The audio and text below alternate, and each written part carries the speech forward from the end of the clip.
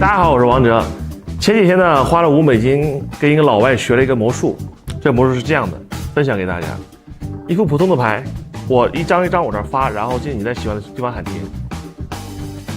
好，然后这张牌你记住，好了吗？好，把它放到牌里面去。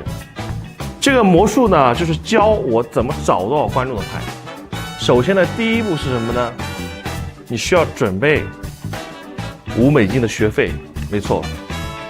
1、2，哦，正好有个5美金。第二步，把这张钱对折，像这样拿在手里。第三步，在空中晃一下，你会发现瞬间找到4张一样的牌。我打赌里面肯定有一张是你的牌，没错吧？